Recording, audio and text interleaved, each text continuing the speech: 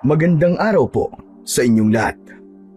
Ang kwentong inyong mapapakinggan ay tungkol sa kambal na magkapatid na sina Miko at Makoy na matagal na nagkahiwalay matapos mag-away at magkahiwalay ang kanilang mga magulang. Lumaki silang magkalayo sa magkaibang mundo, sa magkaibang panahon, ngunit isang trahedya ang muling maglalapit sa kanila.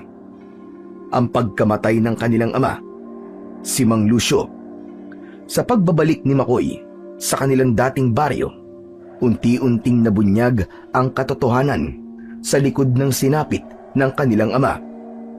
Naghangad ng hustisya si Makoy at upang maisakatuparan ito, kailangan isuko ni Miko ang pinakamahalagang bagay sa kanya, ang mutya ng sinukuan.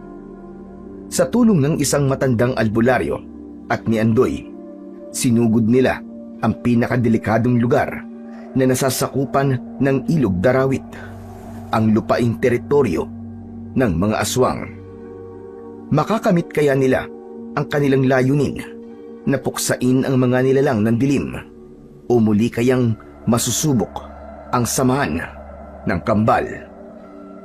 Isa pong paalala, sadyang binago ng inyong lingkod ang mga pangalan ng mga lugar at ilang tauhan sa kwentong ito upang maprotektahan ang pagkakakilanlan ng mga tunay na taong nasangkot. Anumang pagkakahalintulad sa tunay na buhay ay hindi sinasadya at pawang nagkataon lamang. Ngunit bago po ang lahat, mga idol, huwag po nating kalimutang mag-subscribe at i-hit ang notification bell sa aking YouTube channel na The Voice Addict at Apong Isaac para sa mas marami pang makapigil hiningang kwentong aswang at katatakutan mula sa mundo ng kababalaghan. Umpisahan na po natin ang kwento. Lucio! Tulong! Tulungan niyo kami! Parang awa niyo na! Nakahiga na noon ang mag-amang Lucio at Miko nang marinig ang malakas na sigaw ng isang matandang babae mula sa labas ng kanilang bahay. Mabilis na bumangon si Mang Lucio at agad na dinampot ang punyal na nasa tabi ng kanyang higaan. Matapos niyang makuha ito, dinampot naman niya ang isang lumang kwintas na gawa sa baging na may palamuting isang bato na may kakaibang hugis at kulay. Ito ang kanyang anting-anting na ginagamit niya kapag siya ay nakikipaglaban. Miko, bilisan mong kumilos. Huwag mong kalilimutan ang iyong sandata dahil tiyak, mapapalaban na naman tayo ngayong gabi. Tapos yung mutya na ipinamana ng Lolo Esteban mo, baka makalimutan mo na naman. Nasa akin na po, tay! Handa na po ako! Sa pagsagot ng binata, agad na lumabas ang dalawa para tulungan ang matandang humihingi ng tulong. Nakita nila ito sa kalsada, malapit sa kanilang bahay. Hinang-hina at nanginginig. Paulit-ulit pa rin itong humihingi ng saklolo. Namamagana ang mga mata nito sa kakaiyak. Kapansin-pansin ang mahahabang kalmot sa katawan nito, mga sugat at halos maligo na sa sarili nitong dugo. Maawa na kayo! Tulungan niyo kami! Tulungan niyo kami para awa niyo na! Lola, ano po nangyari sa inyo? Sinugod ng mga aswang ang baryo namin. Wala silang pinatawan. Lahat ay pinatay nila. Ang mga anak at apo ko, wala nang natira. Mga demonyo sila. Ano? Mga aswang po? Oo, ang dami nila. Pinatay nila ang halos lahat ng tao sa baryo namin. Wala silang awa. Dinamay nila ang lahat. Nakakatakot. Masakir. Masakir ang nangyari sa inyo. Pero bakit, Lola? Para gawa niyo na. Tulungan niyo ako. Baka sakaling may buhay pang natira doon. Saka gusto kong mabigyan ng gustisya yung pagkamatay ng mga tao doon. Huwag niyo po munang isipin yan. Tara na po muna sa bahay. Kailangan niyo magpahinga at magamot ang mga sugat niyo. Pero tay, paano po kung totoo yung sinasabi ni Lola? Na baka may natira pa sa baryo nila. Baka kailangan po nila ng tulong. Alam ko yun, anak. Pero hindi rin tayo pwedeng sumugod doon nang walang konkretong plano. Maraming aswang ang kakalabanin natin. Lucio, tama ang sinabi mo. Napakadami talaga nila. Nakakatakot. Huwag na ho kayo matakot. Ligtas na ho kayo dito sa lugar namin. Maaari ko bang malaman kung anong baryo ang tinutukoy nyo? Diyan, sa direksyon Pakanluran, kung saan matatagpuan ang ilog ng Darawit. Darawit? Tama bang narinig ko? Oo, Lucio. Darawit nga. Pero, bakit kayo inatake ng ganong karaming aswang? Meron na naman bang tumuntong o tumawid sa ipinagbabawal na lugar? Wala, Lucio. Wala. Walang nagangahas sa amin na tumawid sa kabila ng ilog. Imposibleng meron dahil alam ng mga tao sa amin na delikado yon at hindi dapat. Saka may bantay doon at alam naming kasumpa-sumpa ang lugar yon. Kung ganun, ano na naman kaya ang dahilan? O siya, tara na po muna sa bahay. Gagamutin ko muna ang mga sugat niyo. Umuwi sila Mang Lucio at Miko, kasama ang matandang babae. Sa loob ng bahay, kaagad na kinuha ni Mang Lucio ang kanyang mga halamang gamot, langis at lumang kahon ng mga anting-anting. Maingat niyang hinugasan ang mga sugat ng matanda gamit ang pinakuluang dahon ng bayabas. Pinahiran niya rin ito ng langis mula sa buntot ng isang sawa na nakalublob sa langis ng nyog ng 7 taon. Mabisa itong panlaban sa kamandag o lason na nagmula sa mga kagat o kalmot ng aswang. Pinainom din niya ito ng 1 tasa ng tsaa para pampakalma. Nang matapos yun, naupo si Mang Lucio sa tabi ng kanyang anak at doon nagsimulang magbukas ng saloobin si Miko. Tay, sandali lang, paano yun? Wala ba tayong gagawin? Hindi madali ito, anak. Ang mga aswang sa kabila ng ilog Darawit, di sila basta aswang lang. Mababangi sila at walang awa kung pumatay. Kung ganun, hayaan na lang ba natin? Paano tay kung muli na naman silang sumalakay sa ibang baryo? Hayaan na lang ba natin silang patayin ng mga tao kung kailan nila gustong patayin? Na parang wala lang sa kanilang ginagawa nila? Tay, hindi ba't may kasunduan? Wala nang pakialamanan. Kanya-kanyang teritoryo. Tao sa tao. Aswang sa aswang. Alam mo, anak, maski may kasunduan, posible pa rin talaga ang mangyari ang ganito. Tulad ng sinabi ng Lolo Esteban mo noon, hindi dapat pinagkakatiwalaan ng lahi ng mga yan. Traidor sila, anak. Traidor ang mga aswang. Grabe. Mga demonyo sila. Ang sasama nila, tay. Pero wala ba talaga tayong gagawin? Wala na ba tayong laban? Hindi ko sinasabing wala tayong laban, anak. Ang sinasabi ko lang, hindi tayo pwedeng lumaban ng padalos-dalos. Kung pupunta tayo sa Darawit, kailangan handa tayo. Kailangan buo ang loob mo. Dahil hindi lang basta gera ang pupuntahan natin doon. Tama ang tatay mo, iho. Hindi talaga sila basta-basta aswang lang. Nakakatakot sila. Wala silang mag-aawa. Wala silang konsensya. Para silang gutom na gutom. Laging uhaw sa dugo. Grabe.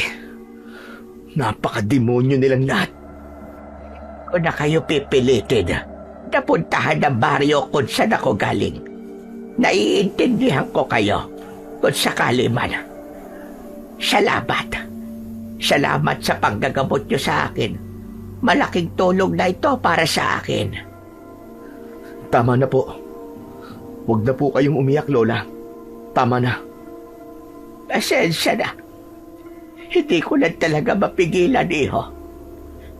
Kapag naaalala ko kasi kung paano pinatay ng mga aswang na yon, yung isang apo ko, para akong nauubusan ng lakas.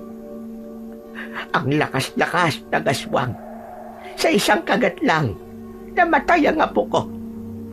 Yung ulo na lamang ang itinira nila.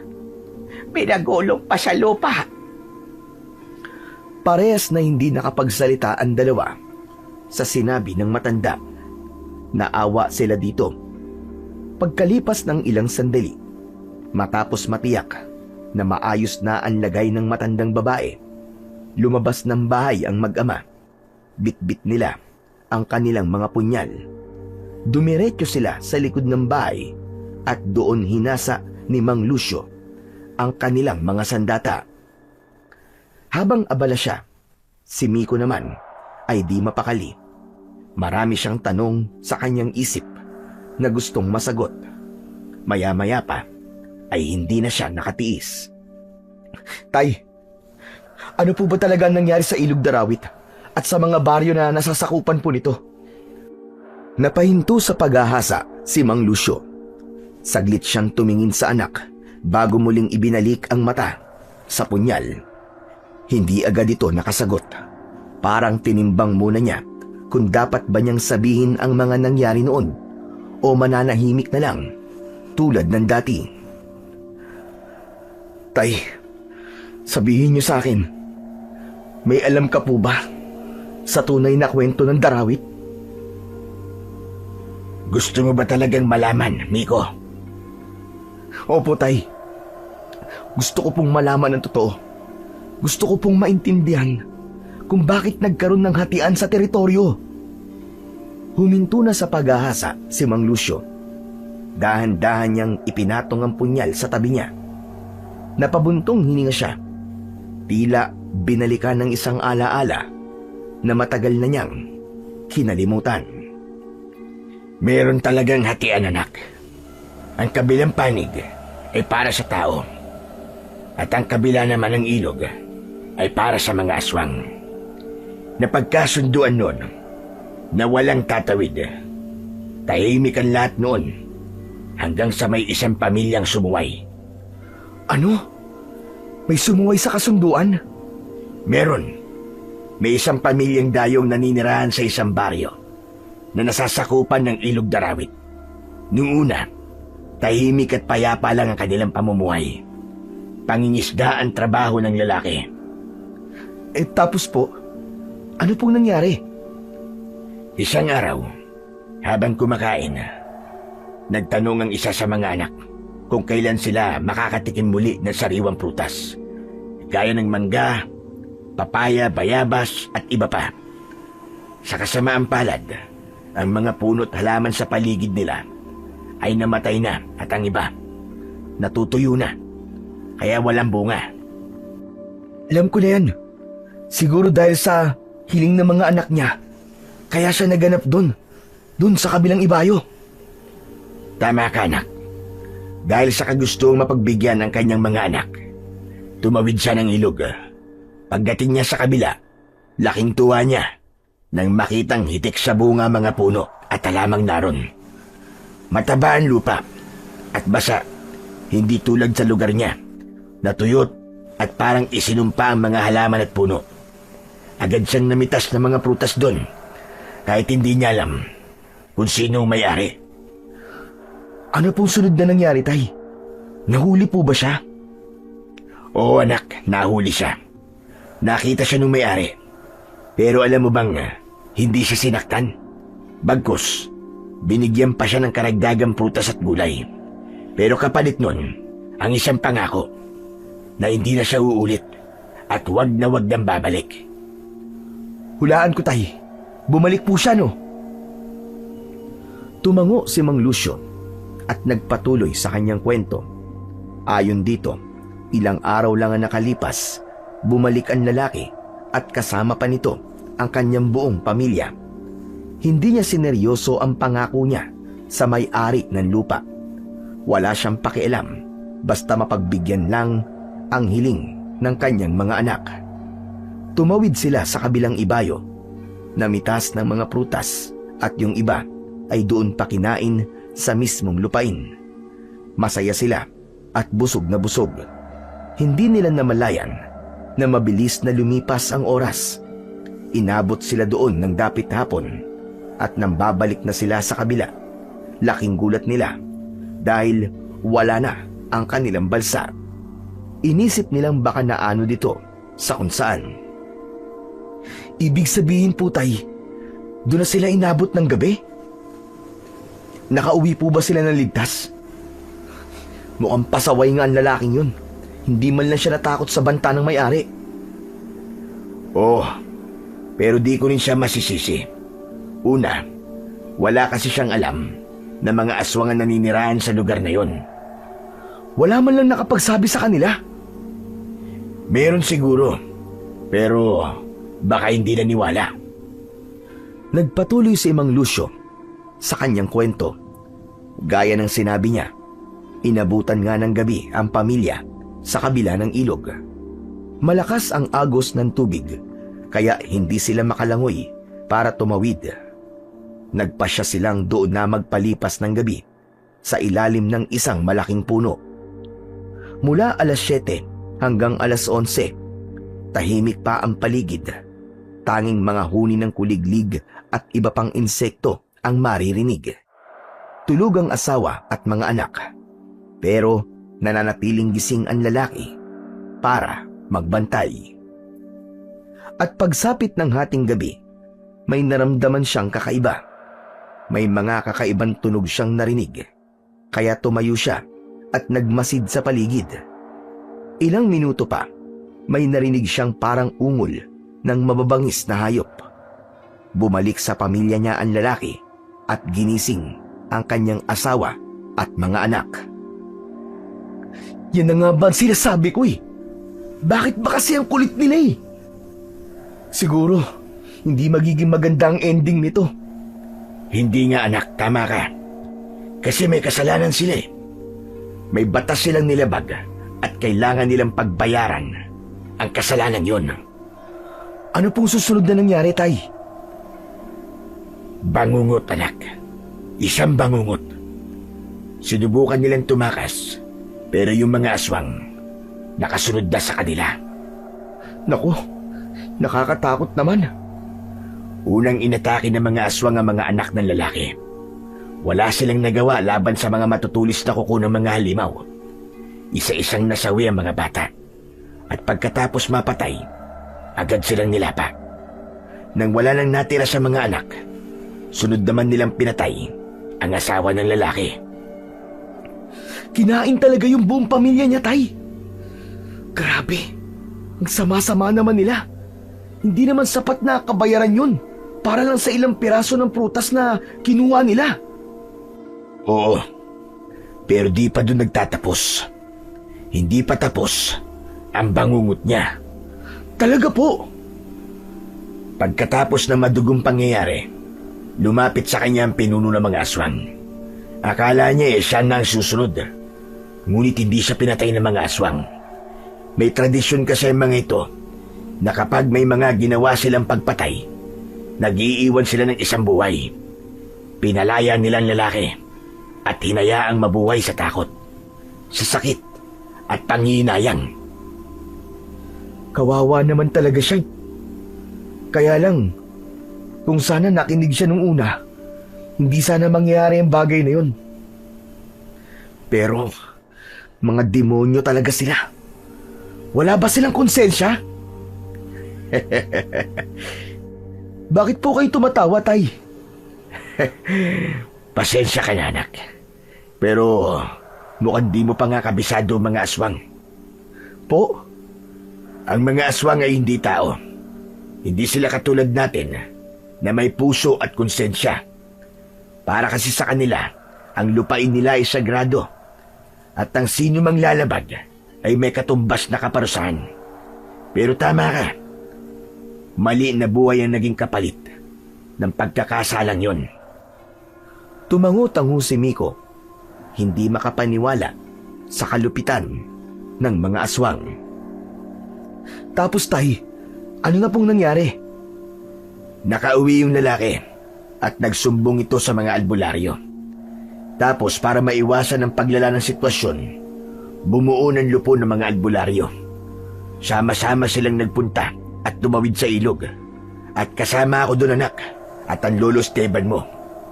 Nakipag-usap kami ng maayos. Nung una ayaw nila. Gera talaga ang hanap nila. Pero handa rin kami ng mga oras na yun. Pinakita namin na mas malakas kami kaysa sa kanila. Kaya nagpatuloy ang usapan. Astig ah! Hindi talaga kayo nagpatalo? Ganun talaga, anak. Kailangan sa ganung usapan, dapat may tapang ka. Talo ka kapag mahina ang loob mo. Sa bagay, kailangan talaga ng tapang para hindi ka maapi. Pero nung nangyari sa pag-uusap ng mga albularyo at ng mga aswang, tay, doon namin nalaman yung totoong dahilan kung bakit gano'n na lang sila kabrutal gumante. ibig sabihin, di lang talaga to tungkol sa mga prutas? Tama ka, anak. Hindi lang to tungkol sa mga prutas. Dahil ang totoo niyan, maraming kulang sa kwento ng lalaki. Yun lang pabor sa kanya ang sinabi niya sa amin. Nung nakausap namin yung may-ari ng lupain, sinabi nitong may mas malalim na dahilan. Pinaslang ng lalaki ang asawa niya. Nung unang beses na napadpad dito sa lugar nila, saka lang nila nalaman yun nang makaalis na ang lalaki. Diyos ko, totoo ba yan? Bakit niya pinatay? Yung babaeng unang nakakita sa kanya. Nagkaroon sila ng komprontasyon. At dahil di raw pumayag ang babae na pagnakawan sila, sinaktan niya to hanggang sa mapatay. Ang sama rin pala niya. Hindi lang basta nagnakaw, nakapatay pa.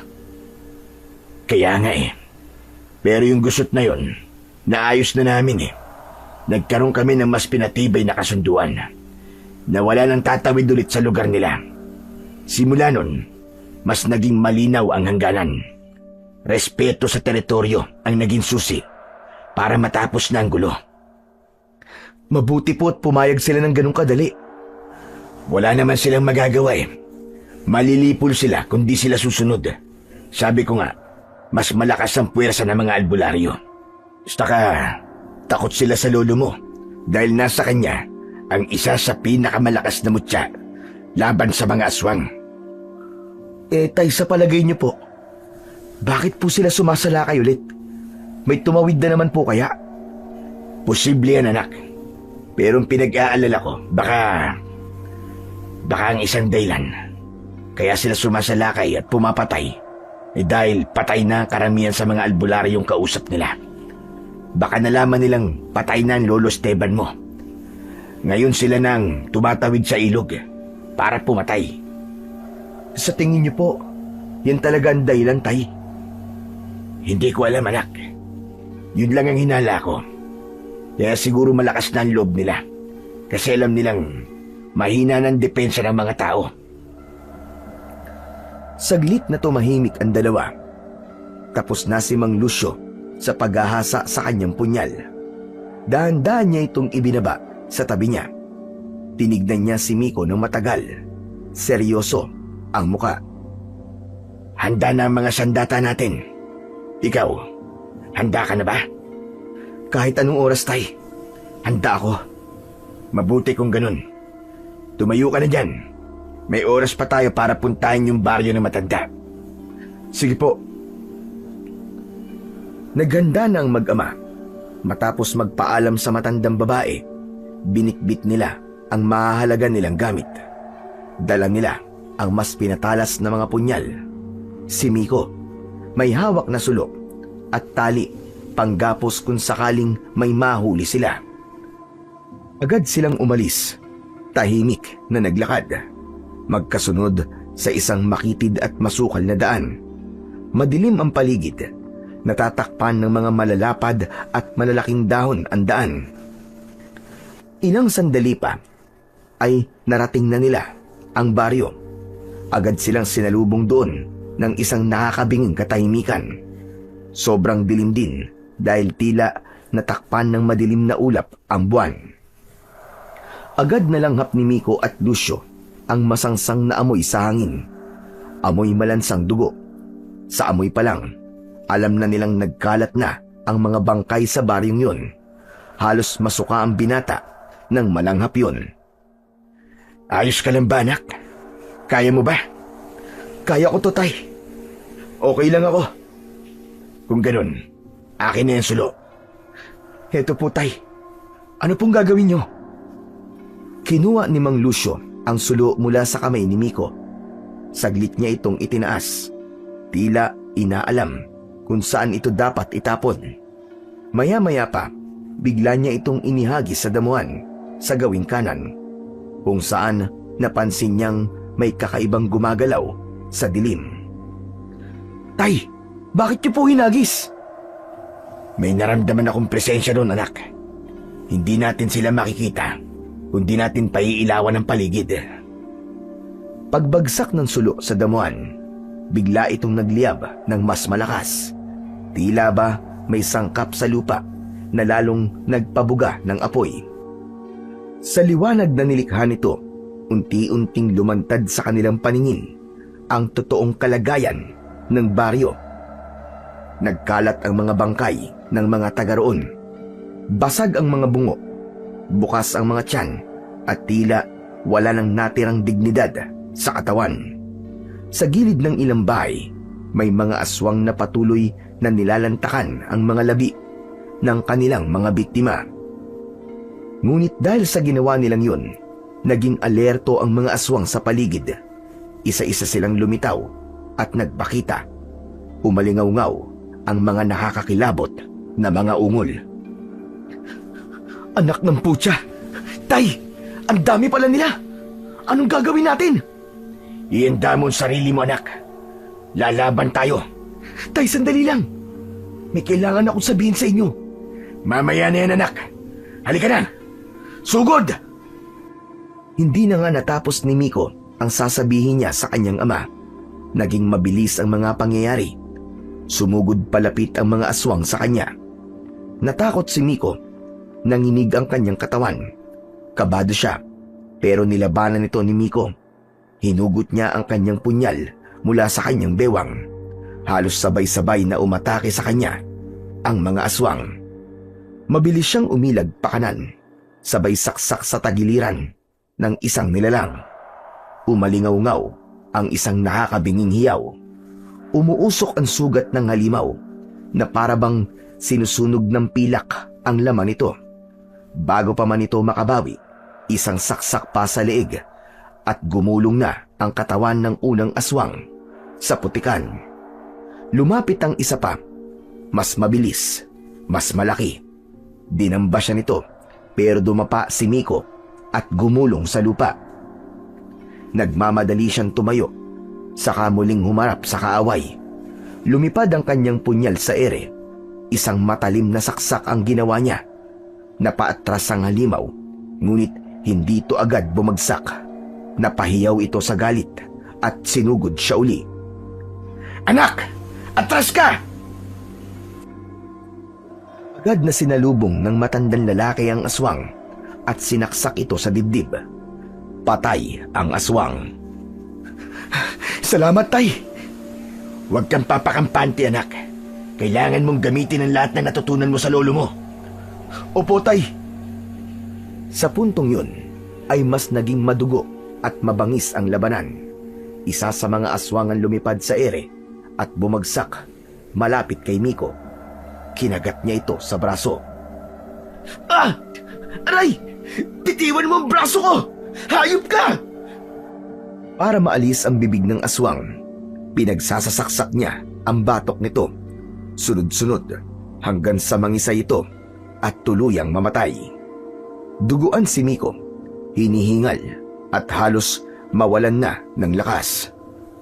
Miko, anak! Sa likod mo! Bago pa siya makalingon, bumagsak ang aswang na papaslang sana sa kanya. Nakabaon ng punyal ng kanyang ama sa ulo ng aswang. Ayos ka lang ba, Miko? Opo, tay. Salamat. Kundi po dahil sa inyo eh. Huwag ka magpasalamat. Hindi pa tapos ito, anak. Simula pa lang to.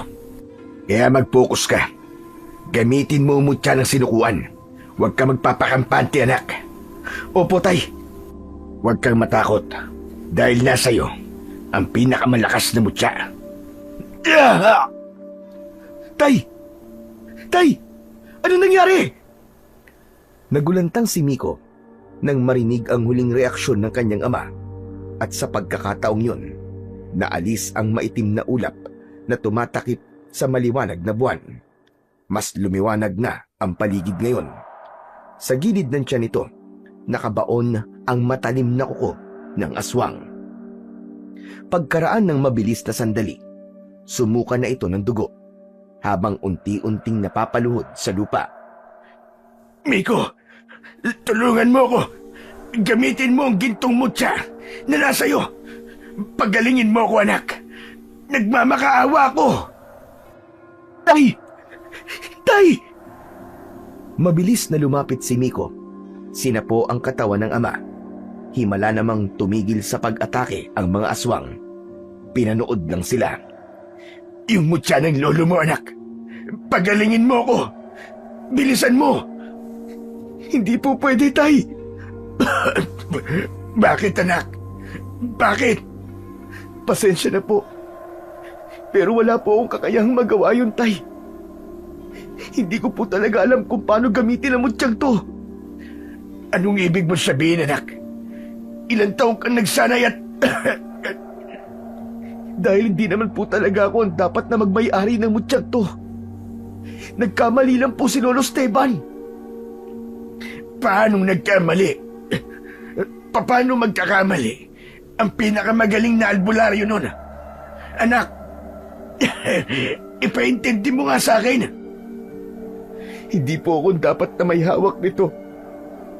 Hindi po dapat ako may tangan ng gintong mutya na ito, tay. Si Makoy po. Si Makoy po ang dapat na tagapagmana nito at hindi ako. Si Makoy? Pero bakit? Paano nangyari yon? Ikaw ang madalas na kasama ni Lolo Esteban mo, di ba? Ikaw ang pinili. Ikaw ang pinagkatiwalaan. Pinagkatiwalaan po ako ni Lolo. Pero ayaw po sa akin ng mutya, tay. Si Makoy po. Siya ang totoong tagapagmana ng mutya. Ano? Paano nangyari yun? Walang sagot si Miko. Sa halip, dahan-dahan niyang inilabas mula sa kanyang damit ang mutyang itinatago niya. Hinubad niya ito at iniabot sa kanyang ama. Sa pagkakabuyangyang ng mutya, natigilan si Mang Lucio. Kulay ginto pa rin naman ang mutya. Subalit tila walang buhay. Wala rin itong ipinakitang liwanag. Para itong isang patay na mutya. Kung ganun, wala na. Hanggang dito na lang ako, anak. Mukhang dito na nagtatapos ang buhay ko. At ang mission ko bilang isang albularyo. Tay, patawarin mo ako. Hindi ko gusto to, tay. Patawad! Hindi na natapos ni Miko ang sasabihin. Itinaas ng kanyang ama ang kamay nito at marahang itinapat sa pisngi ng kanyang ama para pigilan siya. Nanginginig at nanlalamig na ang mga kamay nito. At matapos sa pisngi, bumaba ito sa kamay ni Miko. Wala kang kasalanan, anak. Hindi ka nagkamali, Miko. Umubo si Mang Lucio. May kasamang dugo ang kanyang laway. Pilit pa rin siyang nagsalita kahit bakas sa boses ang sakit at hirap. Magaling ka. May mutya man o wala. Nakita ko, anak. Kaya akuin mo ulit ang mutya. Itago mo. Napapikit si Mang Lucio. Saglit na nagpahinga. Tila sinusubukang ipunin ang huling lakas. Dahan-dahang humigpit ang hawak niya. sa kamay ng anak. Patawad, anak. Sa inay mo, pakisabi, mahal na mahal ko siya. Kay Makoy, pakisabi, Tay, wag, nakikiusap ako. Huwag kayong magsalita ng ganyan, Tay. Na parang namamaalam na kayo. Hindi ko po kaya, Tay. Huwag niyo po akong iiwan. Ilang saglit pa, tuluyan na ngang binawian ng buhay si Mang Lucio. Nagkaroon ng katahimikan at ang tanging maririnig sa paligid ay ang pag-iyak ni Miko.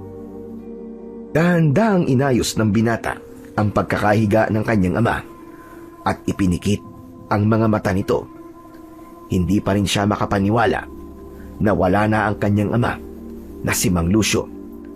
Kinuha niya ang mutya at kanya itong ibinulsa. Napatingin si Miko sa paligid niya. Naroroon pa rin na mga aswang at nakapalibot sa kanya. Pero wala ni isang sumugod sa kanya.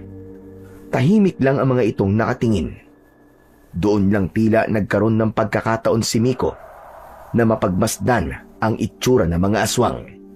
Ang kanilang anyo ay parang galing sa pinakamasamang bangungot.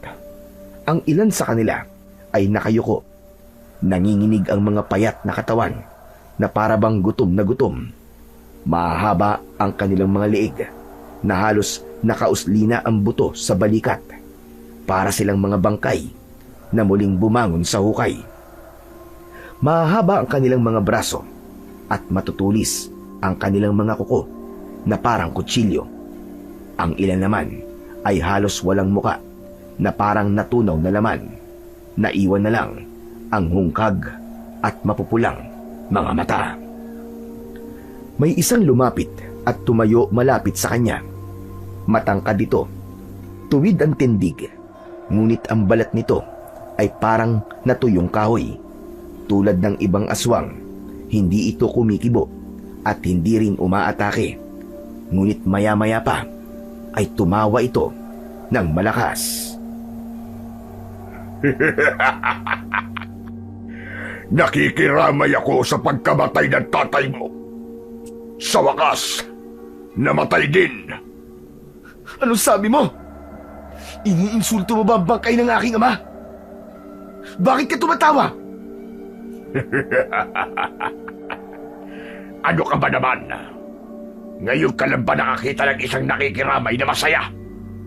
Masaya ako kasi natapos na rin sa wakas ang panggugulo ng tatay mo sa amin. Kaya heto ko, nagpapasalamat ay nakikiramay pala. Hindi niya kayo ginugulo. Ginagawa lang niyang tungkulin niya bilang isang albularyo. Ang magligtas ng mga taong sinasaktan niyo. Oo, patay na siya. Pero hindi mababawasan yun yung dangal niya. Hindi katulad mo. Buhay ka pa. Pero bulok na ang kaluluwa mo. Kung meron man.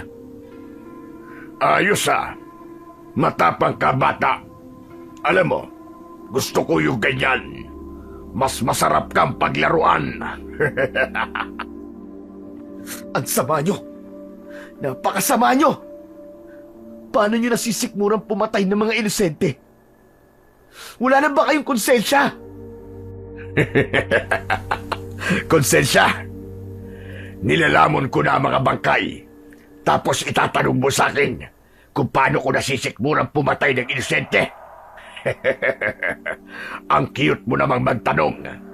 Para kang bata sa unang araw ng klase. Puro ng tanong na wala namang silbi. Anong sabi mo? Alam ko na. Hindi ka nga talaga katulad ng tatay at lolo mo. Sa sinabing yun ng pinuno, halos sabay-sabay na nagtawanan ang mga kasamahan nito.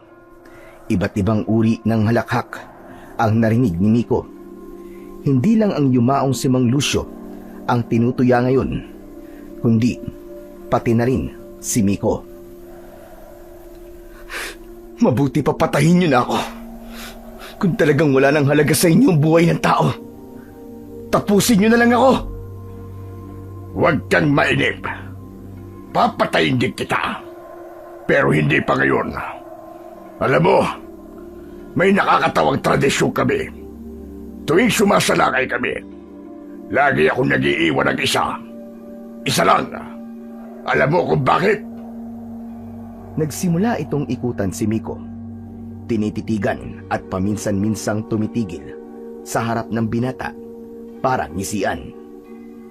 Nag-iiwan ako ng buhay para maikalat ang kwento tungkol sa amin. Maswerte ka dahil bubuhayin kita. Agad na kumilos si Miko. Inipon niya ang lahat ng kanyang lakas. Hinawakan niya ng mahigpit ang punyal at tangkang sasaksakin ang pinuno ng mga aswang. Walang hiya ka! Papatayin kita! Ngunit bago pa man siya tuluyang makalapit, isang mabilis na anino ang sumulpot mula sa dilim. Isa itong aswang na may mahahabang braso, matatalas na kuko at balat na parang pinagsamang paniki at tuyong kahoy. Wala itong sinayang na sandali. Sinunggaban nito ang ulo ni Miko at buong lakas na itinulak siya pabagsak. Tumama ang ulo niya sa matigas na bato. Bumagsak ang binata doon mismo sa tabi ng bangkay ng ama. Unti-unting lumabo ang kanyang paningin. Narinig pa niya ang boses ng nanunuksong aswang. Wala kang laban sa amin, binata. Isa ka lang huwad na mandirigma. Simula sa araw na ito, hindi kami titigil. Uubusin ko ang lahat ng taong naninirahan sa mga baryong nasasakupan ng ilog Darawit. At wala na makakapigil pa sa amin. Hindi na nakakilos pa si Miko. Ang tinig na yon ng pinuno ay unti-unti nang naglao sa kanyang pandinig. Nakita pa niyang naglakad na palayo ang mga aswang. Ngunit bago pa siya tuluyang mawalan ng malay, may nakita siyang isang matandang lalaki na nakatago sa puno. Ngunit hindi niya ito kilala. Pumikit na ang kanyang mga mata. Makalipas ang ilang araw, sa wakas ay muling nagmulat ng mga mata si Miko. Una niyang naramdaman ang bigat ng kanyang katawan at ang sakit sa ulo. Mabagal siyang nag-inat at tumingin sa paligid. Parang pamilyar sa kanya ang lugar. Nasa loob siya ng isang simpleng kubo. Ngunit ang mas nakaagaw ng atensyon niya ay ang lalaking nakaupo sa tabi niya. May hawak na basang tela. Andoy! Oh, buti na lang gising ka na. Akala namin hindi ka na magigising, tol eh. Hindi makapaniwala si Miko. Buhay pa siya. At sa lahat ng sakit, takot at alaala ng pagkamatay ng kanyang ama, hindi niya akalaing magigising pa siya ng buo.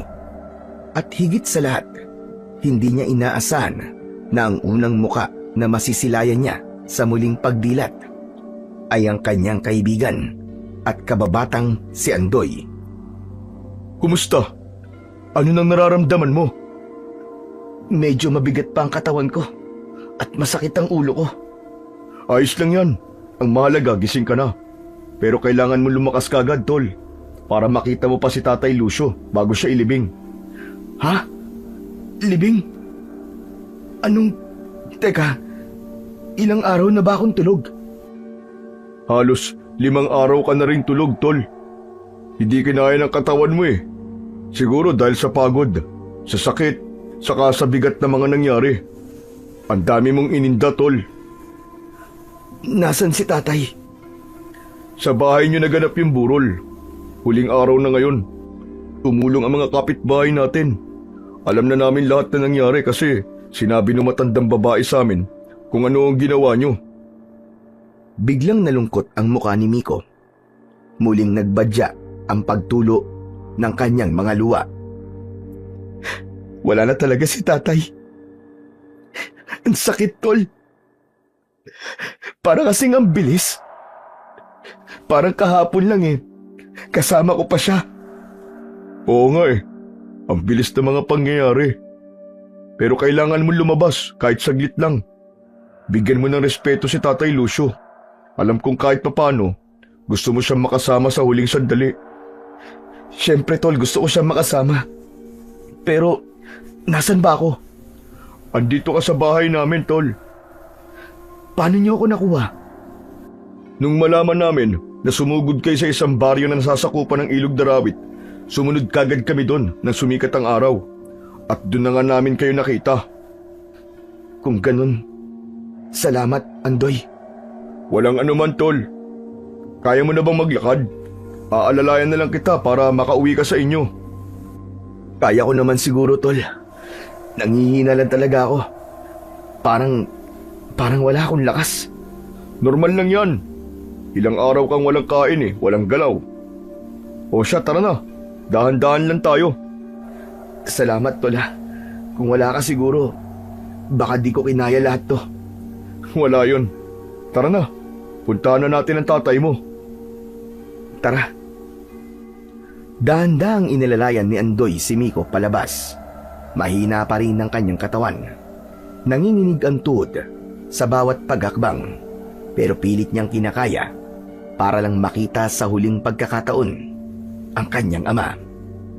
Pagdating nila sa tapat ng bahay, humigpit ang kapit ni Miko sa balikat ng kanyang kaibigang si Andoy. Parang biglang bumigat ang buong katawan niya. Ramdam na ramdam niya ang paninikip ng kanyang dibdib. Parang may kung anong bumabara sa lalamunan niya. Hindi siya umiiyak ng malakas, pero kusa na lamang tumulo ang luha sa kanyang mga mata nang makita niya ang kabaong na nasa loob ng kanilang bahay. Parang huminto ang oras ni Miko, lalo na nang makalapit siya at makita ang labi ng kanyang ama. Hindi niya napigilang mapaluhod sa tabi ng kabaong. Hawak-hawak niya ang gilid nito habang nakayuko at saka siya napahagulgol. Tay, patawarin niyo ako. Kung di ko kayo nailigtas. Mahal ko kayo, Tay. Mahal ko kayo. Napatingin si Andoy sa kanya, pero wala na ring nasabi. Alam niyang wala siyang pwedeng sabihin para mabawasan ang sakit na nararamdaman ng kaibigan. Kaya imbis na magsalita, marahan niyang tinapik si Miko sa balikat at nanatiling nasa tabi lang nito. Huwag kayong mag-alala, Tay. Gagantihan ko sila. Babalikan ko yung mga aswang na pumatay sa inyo. Hindi man ako yung albularyong inaasahan yung magiging ako. Pero pinapangako ko, sa mga kamay ko sila mawawala.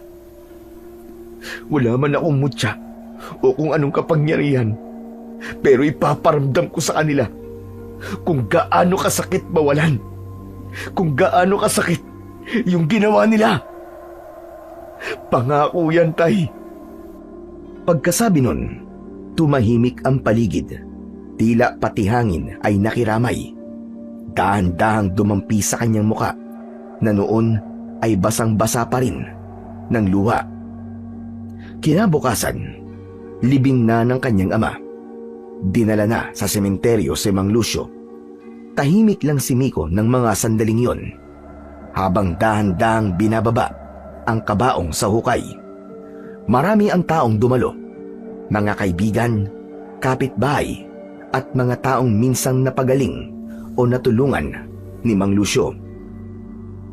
Kahit mahirap ang buhay, hindi nila pinalampas ang pagkakataong maihatid ang albularyong tinitingala at minahal nila.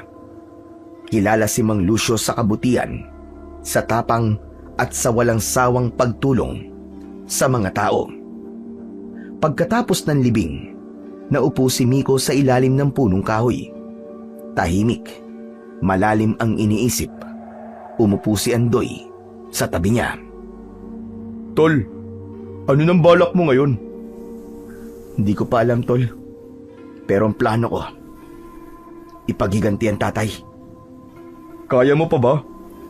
Kaya mo pang makipaglaban? Hindi ako sigurado, Tol. Sa totoo lang, takot ako. Kakaiba sila. Mababangis. Pero kung walang maninindigan, kung walang lalaban, uubusin nila tayo. Hindi daw sila titigil. Sinabi nila yun? Oo. Lahat papatayin nila.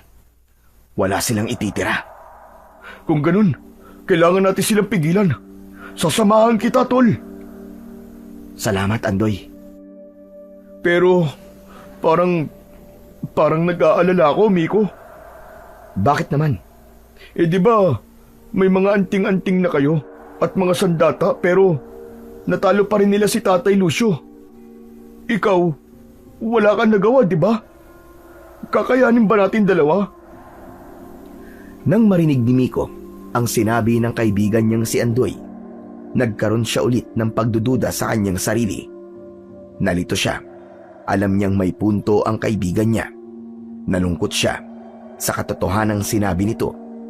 Naisip niyang bigla na baka nga hindi sapat ang mga mutya o anting-anting lang o mga sandata. Dahil malalakas ang mga ito at mapaminsala.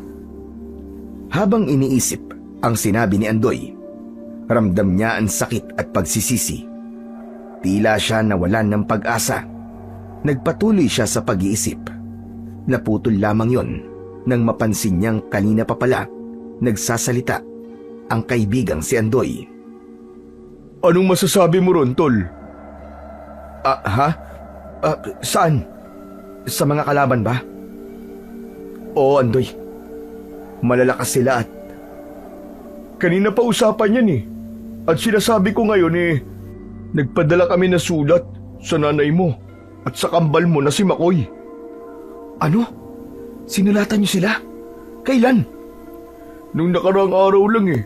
Sakto naman may kamag-anak ako na papunta nun mismo sa lugar nila kaya pinadala ko na. Naisip kasi namin na baka kailangan din malaman ng kapatid at nanay mo ang nangyari kay Mang Lucio. Karapatan din nilang malaman, di ba? Kaso, hindi na rin sila umabot eh. Hindi umabot? Ang sabihin mo, baka wala talaga silang balak magpunta. Ha? Bakit hindi naman sila pupunta? Tatay din naman siya ni Makoy. Oo, tatay nga din niya. Pero kasi, grabe yung naging away ng nanay at tatay ko noon eh. Kaya, imposible na pumunta sila. Ganun ba? Talaga nga bang malaki ang galit nila sa inyo? Ano ba kasing nangyari sa pamilya nyo? Ba't kayo naghiwa-hiwalay?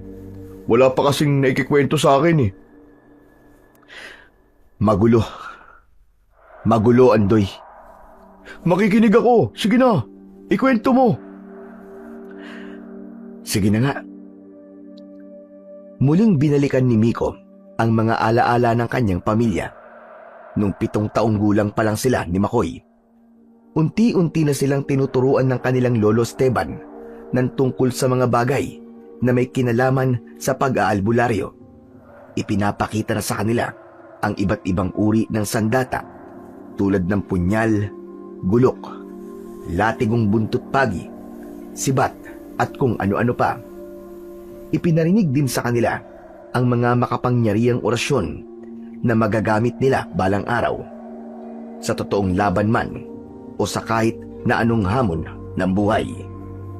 Bukod dito, ipinakita rin sa kanila ang mga mutya at anting-anting na may kanya-kanyang kapangyarihan.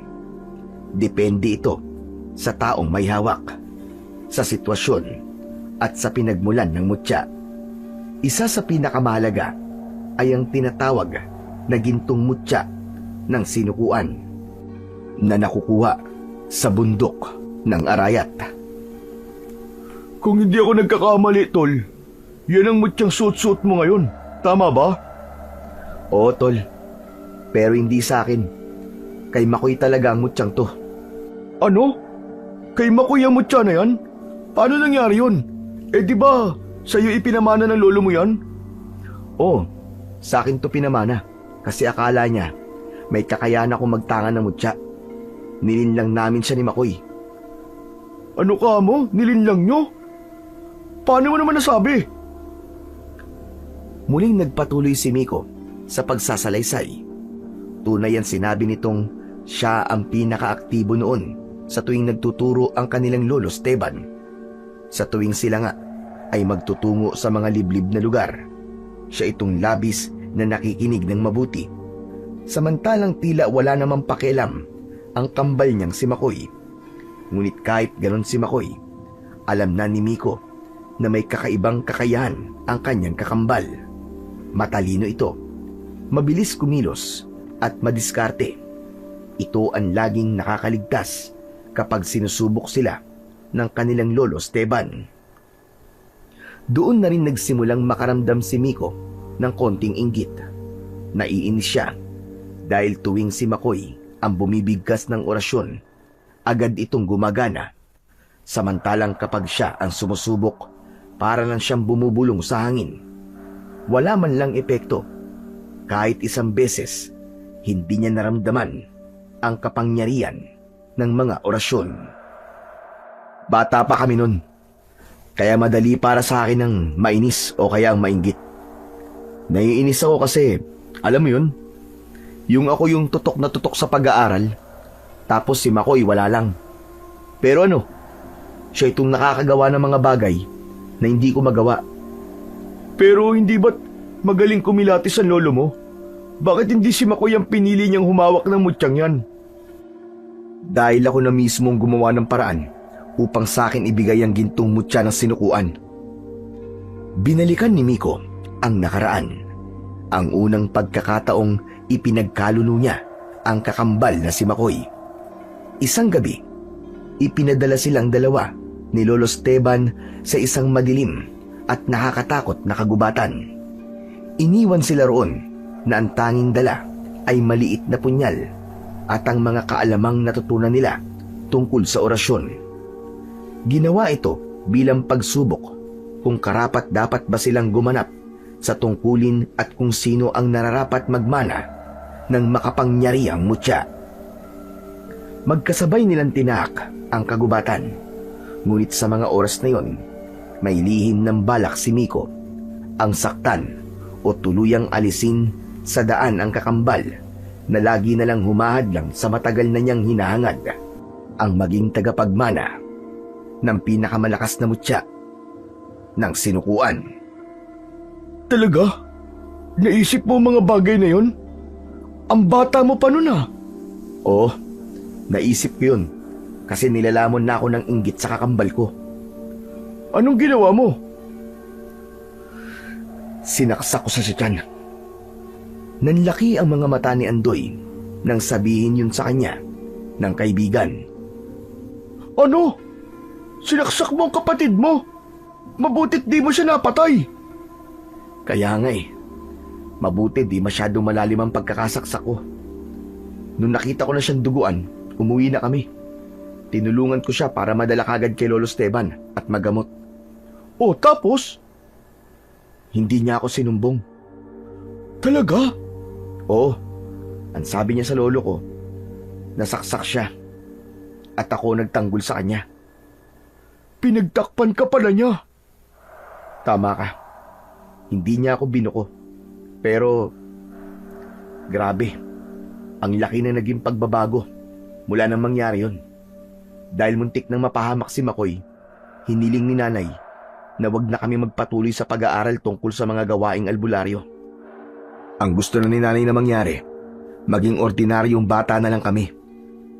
Pero hindi naman pumayag si tatay. Doon nagsimula yung palagi nilang pag-aaway at di pagkakaintindihan. Ganun pala. Nakakalungkot naman. Nung lumala na ang awayan ng mga magulang namin, kinausap ako ni Makoy. Sabi niya tumigil na kami. Sundin na lang namin si nanay para maayos na ang pamilya namin. Pero hindi ka tumigil, ganun ba? Tumango si Miko. Sandaling tumahimik. Naalala ang sandaling nagsagutan sila ng kanyang kakambal. Yung mga sandali na kinontra niya lahat ng paniniwala ni Makoy. Matigas ang ulo ko eh. Gusto kong patunayan sa kanya na ako yung tama, na kaya kong ayusin ang lahat sa sarili kong paraan, na hindi kailangan sumunod sa kanila. Gusto kong ipaglaban yung gusto ko kahit alam kong nasasaktan sila ni inay. Nagkatinginan silang dalawa ni Andoy. Tahimik lang si Andoy habang si Miko ay bahagyang napayuko. Lagi niyang sinasabi na unahin namin ang pamilya, na walang saysay ang anumang kapangyarihan kung sira naman ang loob ng tahanan. Pero pinagtawanan ko siya. Tinawag ko pa siyang mahina. Sinabihan ko siyang sunod-sunuran. Tol, ako ang dahilan kung bakit lalo kaming nagkahiwa-hiwalay. Kung sana nakinig ako nun, kung sana naniwala ako kay Makoy, baka buo pa kami. Baka hindi naging ganito ang kapalaran namin. Muling napaiyak si Miko. Napatingin siya sa libingan ng ama. Tahimik lang si Andoy at patuloy na nakinig sa kanyang kaibigan. Lumala ng gusto ang away ni nanay at tatay nun. Hanggang sa gustuin na lang ni nanay na maghiwalay sila at kailangan naming mamili kung kanino kami sasama. At pinili mong manatili rito? Oo, tol.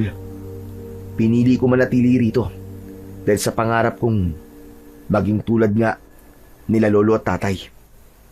Pero kung noon ko pa sana nalaman na hindi naman talaga ako magiging katulad nila, sana pinakinggan ko na lang nun si Makoy. Nasundin na lang si inay. Ewan ko ba kung bakit naman, kasi naniwala ako dun sa hindi pwedeng maputol ang gawain ng angkan namin. Ngayon, nasan ako? Ano ba nagawa ko? Wala naman ako napatunayan, di ba? Wala na. Putol na rin naman. Dahil wala naman talaga akong kwenta. Mabutit alam mo.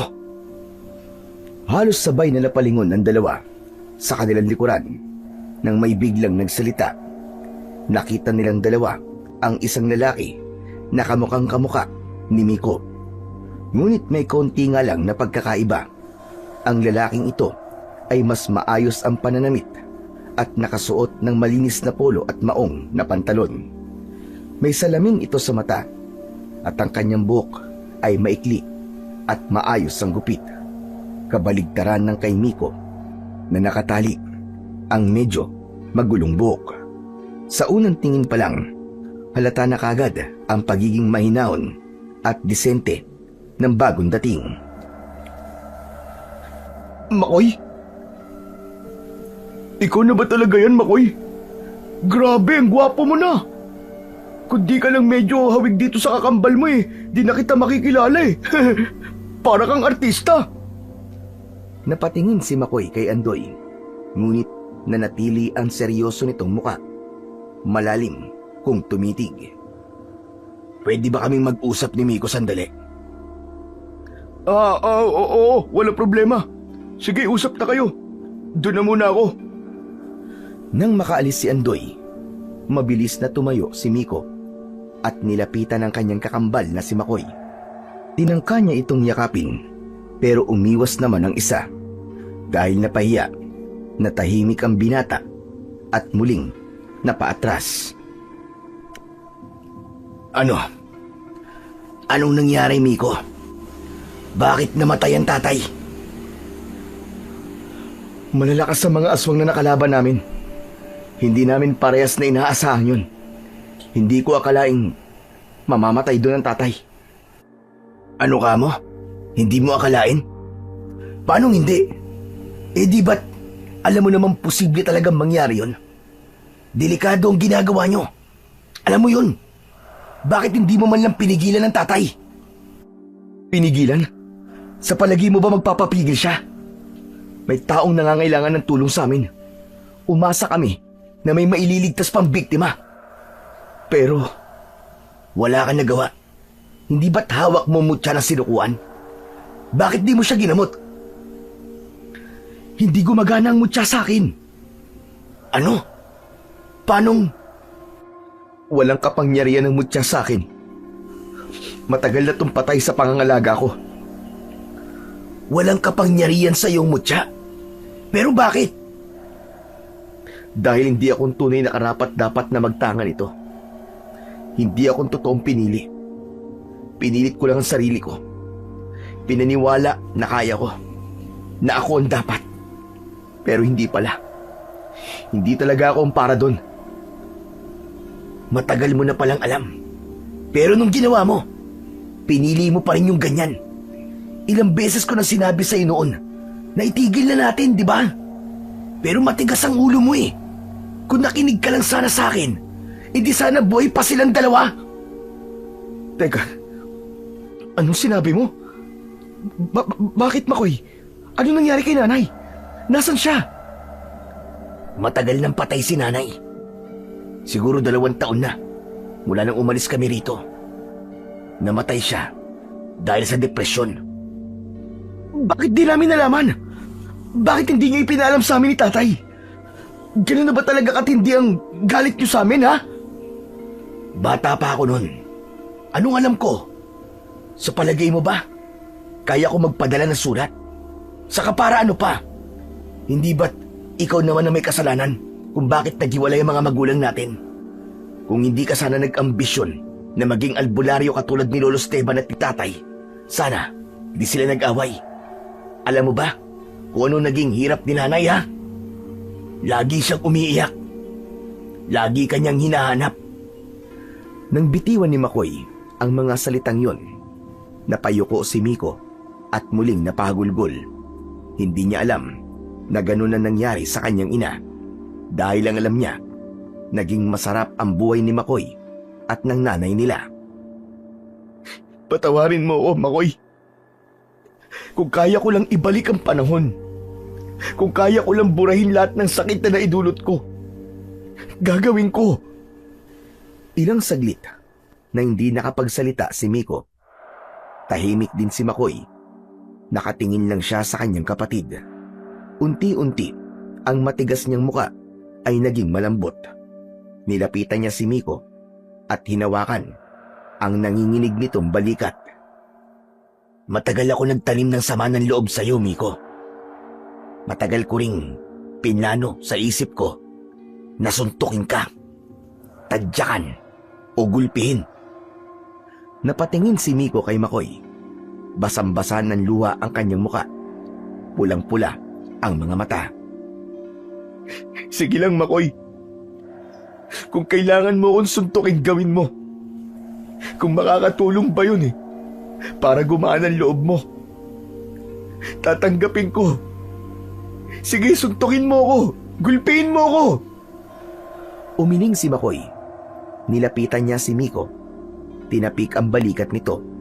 Mahina sa una, hanggang sa tuluyang niyakap ang kanyang kakambal. Hindi na yun ang kailangan ko. Ayoko na ng gulo. Matagal na akong pagod sa galit, sa sama ng loob. Ang kailangan ko ngayon, ikaw, Tol. Totoo ba? Oo. Gusto ko na magkaayos tayong dalawa. Wala na tayong mga magulang. Tayo na lang ang meron sa isa't isa. Niyakap ni Miko si Makoy.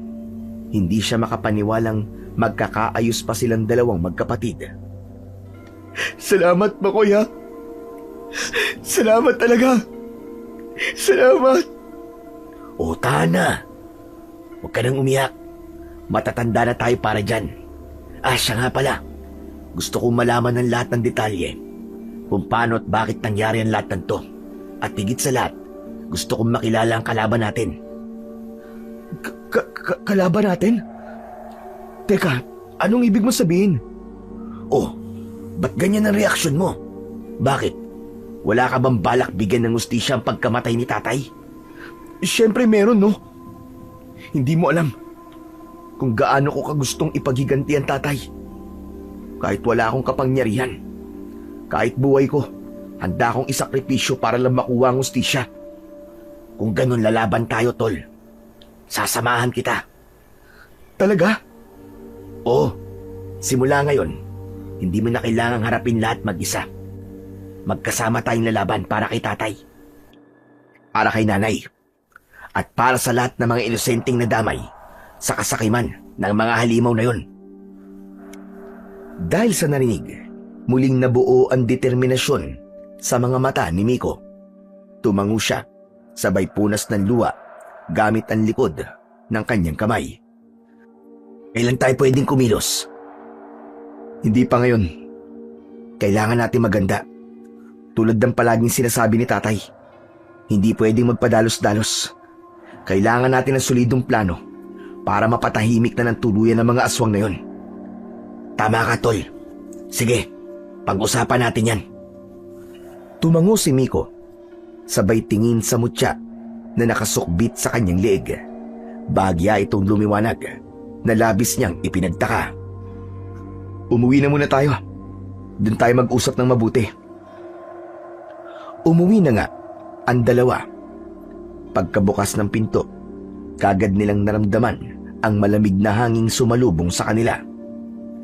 Hindi ko akalaing babalik pa ako rito. Kaya nga ako man. Nawalan na ng pag-asa na muli tayong magkikita. Pero tignan mo, nakauwi ka ulit. Siya nga pala. May sasabihin ako sa'yo, Tol. Ano yun? Makoy, yung mutya. Bigla siyang lumiwanag kanina habang magkausap tayo. Ano ka mo? Lumiwanag? Siguro baka konektado siya sa emosyon mo, sa layunin mo. Baka nagising siya kasi kasama mo na ako. Hindi. Alam mo, naalala ko bigla yung sinabi ni Lolo Esteban. Sabi niya sa akin, ang mutya raw ay parang may sariling buhay at may sariling damdamin. Parang isang hayop na tapat lang sa tunay na tagapagmana. Anong ibig mong sabihin, Tol? Hindi ako ang tunay na kinikilalang amo ng mutya, kundi ikaw. Nanlaki ang mga mata ni Makoy. Napatingin siya sa mutya sa hindi maipaliwanag na dahilan. Parang may init na gumapang sa dibdib niya. Hindi takot, kundi pagkilala. Parang may bahagi ng sarili niya na ngayon lang niya muling naramdaman. Hinubad ni Miko sa leeg niya ang mutyang ipinamana ng kanilang Lolo Esteban. Nang isusuot niya ito kay Makoy, pinigilan siya ng kanyang kakambal. Tila nag-aalangan itong tanggapin ang mutya ng sinukuan. Teka, sandali lang. Sigurado ka bang ibibigay mo sa akin yan? Kasi di ba, wala naman akong alam. Ikaw yun talagang nahasa sa pakikipaglaban at saka... Totoo. Ako nga yung nahasa sa lahat ng kaalaman at sa pakikipaglaban. Pero hindi akong pinili ng mutya na yan. Kaya wala rin silbi kung nasa akin yan. Kaya tanggapin mo na to, Makoy. Pero, Miko, hindi ko alam kung karapat-dapat ako eh. Karapat-dapat ka, Makoy. Maniwala ka sa akin. Sige, tatanggapin ko to. Pero, may isang kondisyon. Anong kondisyon? At tanggapin ko to. Pero, ipangako mo sa akin na ituturo mo lahat ng mga nalalaman mo. Pangako, Makoy. Ituturo ko sa'yo lahat ng alam ko. Ako magiging guru mo.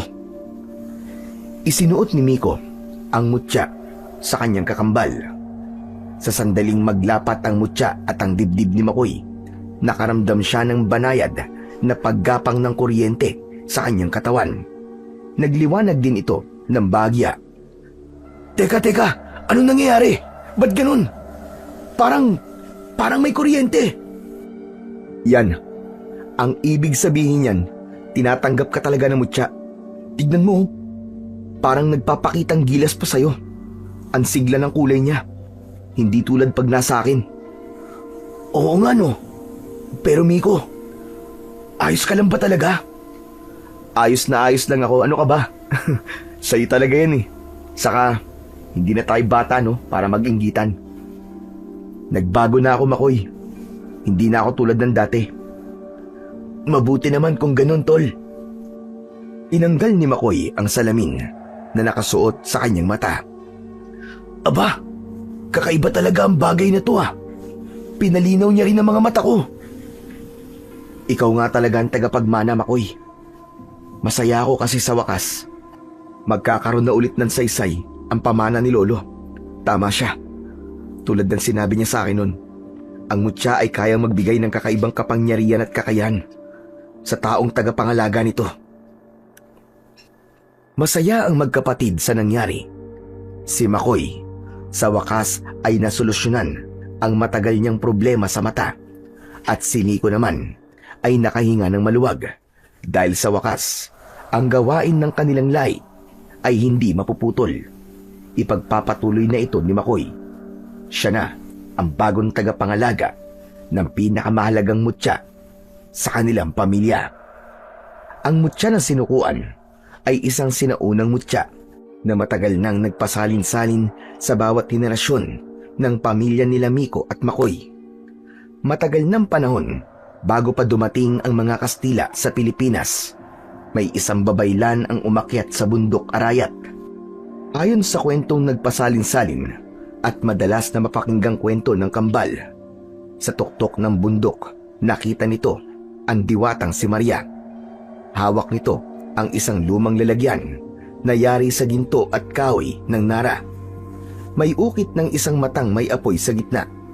Pagbukas ni Maria ng lalagyan ay tumambad ang mutya ng sinukuan, isang maliit na batong mala ametista, pero may tila sariling liwanag na gumagalaw sa loob. Ang mutya ay pinagpala ng maraming kapangyarihan. Biro mo, no? Ang layo na ng nalakbay ng mutyang to. Malayo talaga. Lalo na at galing pa yan sa Pampanga. Nasa Visayas tayo ngayon. Hindi yon. Ang ibig ko sabihin, ilang salin lahi na ang humawak sa kanya. At hanggang ngayon, buhay pa rin. Andito pa rin siya sa henerasyon natin. Oo nga eh. Pero buti na lang at nandito pa rin siya. Kasi malaking tulong yun sa atin ngayon. Oo nga. Siya nga pala. Anong plano? Magpasama tayo kay Andoy. Dadaling kita sa baryo kung saan napaslang si tatay. At para mapag-aralan na rin natin kung paano aatake sa lugar ng mga aswang. Ilang minuto lang ay naglalakad na silang muli papunta sa baryo kung saan nasawi ang kanilang ama. Tahimik silang naglalakad kasama si Andoy. Nang makarating sila sa lugar, nanlumo si Makoy nang makita ang karimari-marim na tanawin doon. Abo na ang lahat ng mga bahay. Agad din nilang naamoy ang masangsang na amoy na tila mula sa nabubulok na laman. Masyadong tahimik din ang paligid. Walang huli ng ibon o hayop.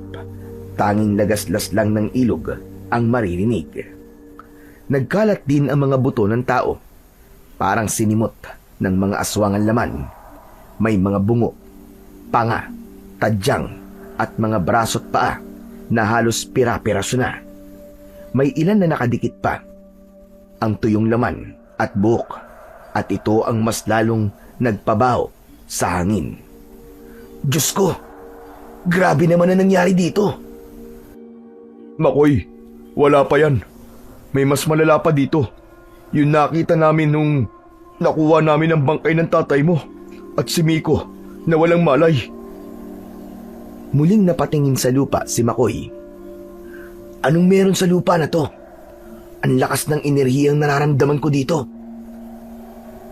Itong lupang tinatapakan natin, Makoy. Dito mismo namatay si tatay. Biglang kinabahan si Makoy nang sabihin yun ng kapatid niya. Ramdam niya ang presensya ng espiritu ng tatay niya. May nakita siyang tuyong dugo sa lupa. Hinipo niya ito, pero bigla siyang natigilan nang makaramdam ng sakit sa ulo. May kung ano-anong lumitaw na imahe sa kanyang isip. Napahawak siya sa kanyang ulo. Makoy, ayos ka lang ba? Sumakit bigla ang ulo ko, tol. Ipinilig niya ang kanyang ulo. Muli siyang yumuko at hinawakan ng lupa.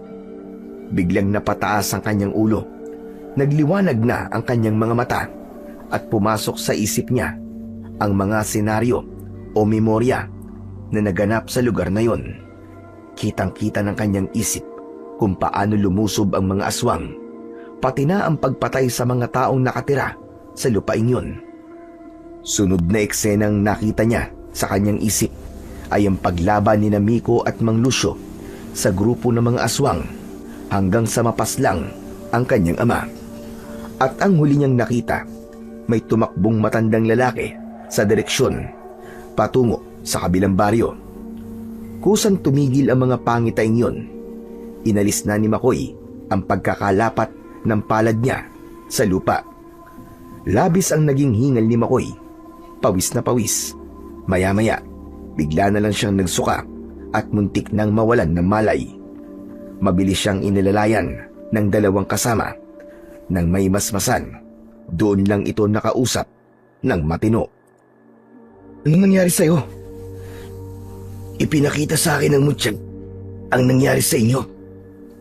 Parang nandun ako mismo, Miko. Ang sakit. Ang sakit makita si tatay na naghihirap. Nakita mo? Kung ganun, may kapangyarihan din ang mutya na yan na makitang nakaraan. Posible, tol. Kasi nakita ko ang daming aswang. Nakakakilabot ang mga itsura nila. Nakita ko din kung paano nila pinaggahabol ang mga tao at pinaslang. Lahat ipinakita sa akin ng mutya. Naglakad si Makoy palapit sa isang bahay na natupok. May nakita siyang isang maliit na laruan. Isang kahoy na truck. Sunog ang kalahati. Kinuha niya ito at tinignan. May mga bata rin. May mga bata silang pinatay. Wala silang to. Totoo. Lahat halos na nakatira dito pinatay nila. Yun lang matandang nabuhay. Humanda yung mga aswang na yan. Lalaban tayo para sa lahat ng pinatay nila. Kung gusto niyo silang makita, kailangan natin tawirin ang ilog na yan. Sa kabila, dyan ang teritoryo nila. Dyan ang pugad nila. Yan ba ang ilog Darawit? Oo, yan nga yun. Saka natin lulusubin ang lugar na yan. Sa ngayon, may ibinubulong sa akin ng hangin. May kailangan tayong mahanap. Ano ka mo, tol? Mahanap? Sino? Isang matandang lalaki. Basta't kailangan daw nating mahanap. Nasa kanyang sagot kung bakit sumasalakay na naman ang mga aswang. Teka, matandang lalaki? Alam mo, may natatandaan ako. Bago ako mawala ng malay nun, may nakita akong isang matandang lalaki na nakatago sa puno. Parang nagmamanman. Tandang-tanda ko yun. Oo, naroon siya nung pinaslang si tatay. Pero wala siyang ginawa. Nagtago lang siya at tumakbo. Kung ganun, saan natin siya hanapin, tol? Alam ko kung saan. Ipinakita na sa akin ng mutya. Saan daw? Sa kabilang baryo. Dun, sa dulo ng ilog Darawit. Ano pang hinihintay natin? Tara na! Matapos ang halos isang oras na lakaran, sa wakas ay narating nila ang isang baryo. Tulad sa ibang baryo na nadaanan nila, tahimik din ang buong paligid. Ang mga bahay gawa sa lumang kahoy at pawid. May ilan na halos gumuho na dahil sa kapabayaan. Samantalang ang iba naman ay may mga palatandaan ng pagkukumpuni gamit ang sari-saring materyales, tela, sako at yero. May mga nakita silang lumang kampana na nakasabit sa puno. Ang kalawang nito ay tila patunay na matagal na itong hindi pinapatunog. Parang hindi na tinitiran tong lugar na to Mali ka dyan, Makoy.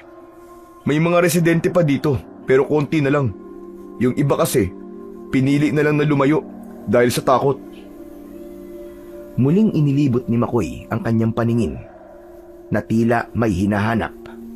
Maya-maya pa ay itinuon niya ang paningin sa isang lumang bahay. Diyan, nandyan yung matanda. Sigurado ka ba? Nakakatakot naman ang bahay na yan. Tignan natin kung talagang di nagsisinungaling ang mutya. Lumapit sila sa bahay. Nang nasa tapat na sila ng bahay, napahinto sila. Teka, nakita niyo ba yun? Sa may bintana ng bahay kubo Sa pagitan ng mga sirang kawayan ay may saglit na sumilip, pero mabilis ding naglaho. Oo, nakita ko. Dumiretso sila sa paglalakad. Dahan-dahan nilang binuksan ang pinto. Ang mutya sa leeg ni Makoy ay bahagyang nagliwanag. Tila ba nagsasabi sa kanilang sila ay magpatuloy. Pumasok sila sa loob ng lumang bahay at nakita nila sa loob ang isang matandang lalaki. Nasa isang sulok ito ng bahay, nakaupo sa isang lumang banig. Payat ang lalaki at mapuputi na ang buhok. Tahimik lang siyang nakatingin sa kanila. Wala siyang sinasabi, pero parang alam na niyang darating sila. Lumapit si Makoy at kahit may bahid ng kaba, lumuhod siya sa harap ng matanda. Itinuro ka sa akin ng mutya. Anong kinalaman mo sa mga nangyayari dito? Dahan-dahang ibinaling ng matandang lalaki ang kanyang ulo kay Makoy at napasinghap ito. Bakit niyo tinatanong sa akin yan? Sino ba kayo? Sagutin mo na lang ang tanong ko. Hindi kami magtatagal dito. Wala. Wala naman akong ginagawang mali. Wala akong kasalanan. Hindi kami nagpunta dito para manggulo, Tatang. Nandito kami para makipag-usap ng maayos. Ano ang kinalaman mo sa mga kaguluhang nangyayari?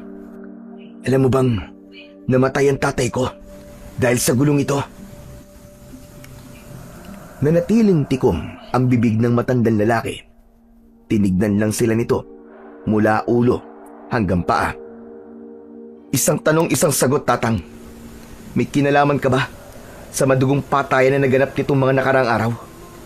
May alam ka ba kung bakit lumusubang ka ng mga aswang?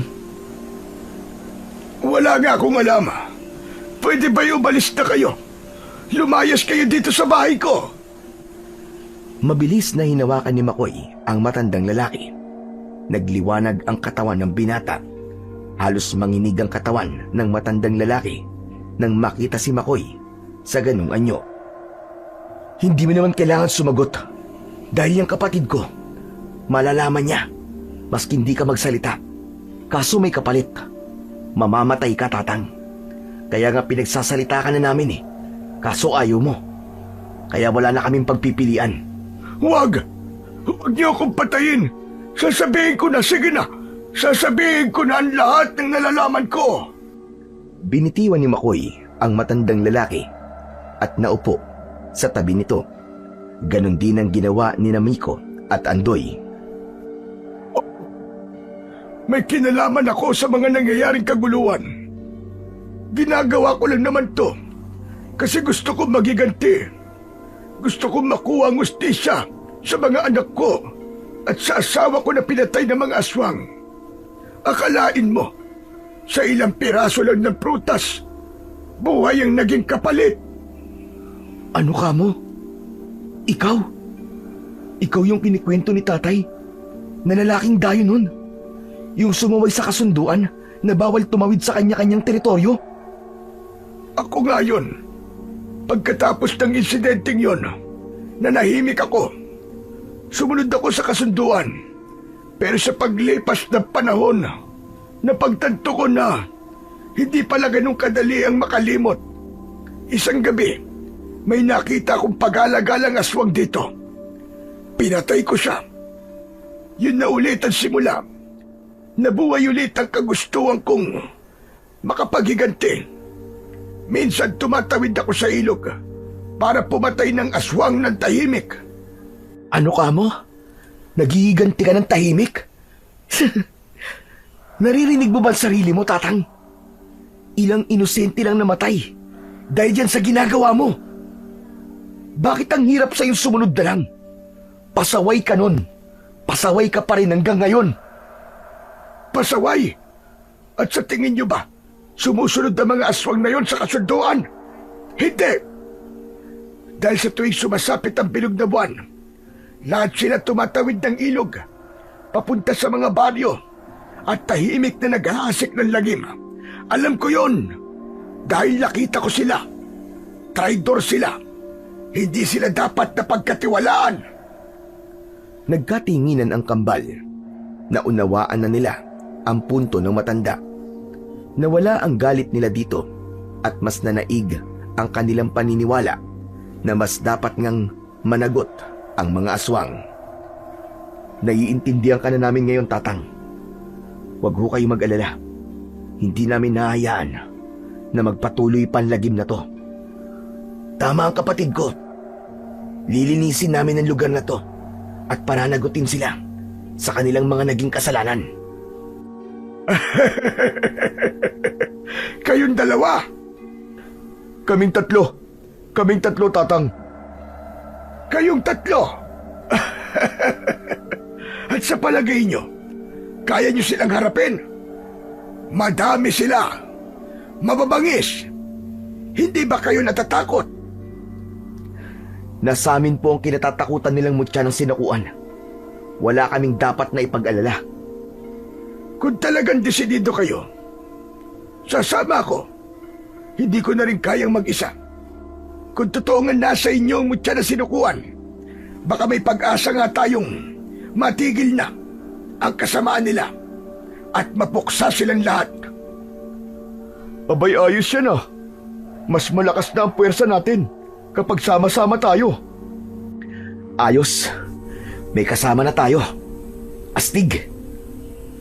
Sandaling namayani ang katahimikan sa loob ng bahay. Ang bawat isa sa loob ay gumaan ng konti ang pakiramdam. Tahimik lang si Makoy. Alam niyang tama ang desisyon nila. Si Miko naman ay nakampante na rin. At si Andoy hindi maitago ang tuwa. Masaya siya na may nadagdag na kakampi. Si Makoy ang bumasag sa katahimikan. Kailan tayo susugod? Pinakamabuti ang unang gabi ng pagbilog ng buwan. Unang gabi ng pagbilog ng buwan? Sigurado ba kayo, Tatang? Hindi ba't yun ang araw na gutom sila at tayok sa laman? Hindi ba mas maigi kung sa araw sila salakayin? Mas madali silang masilo kapag gutom sila. Saka hindi sila makakapag-isip ng maayos kapag gutom at nauuhaw sila. Ganun pala yun. Ganun yon. At napatunayan ko na yan sa ilang gabi na hinahunting ko sila. Para lang tayong mangangaso ng hayop. Magtiwala kayo sa akin. Sige po, Tatang. Magkita tayo ulit sa unang gabi ng bilog na buwan. Doon, sa baryo kung saan napaslang ang tatay namin. Doon sa mismong puno kung saan ka nagtatago nung gabing yon. Sige, pupunta ko ron. Asahan niyo ko. Tumango si Miko at pagkatapos ay nagpaalam na sila sa matandang lalaki. Umalis na silang tatlo at tahimik na naglakad pauwi. Pagdating nila sa kanilang bahay, agad na nagsimula ang kambal sa kanilang paghahanda.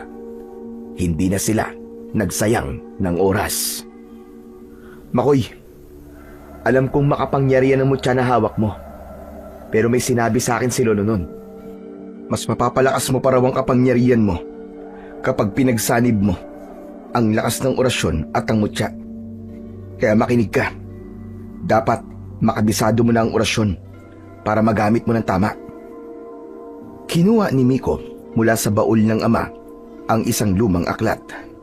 Hulay kayo manggi ang pabalat nito. Binuksan niya ito at pinakita kay Makoy ang ilang pahina. Teka, paano ko mababasa to? Hindi ko maintindihan kung ano ang mga nakasulat. Akong bahala, Tol. Huwag ka mag-alala.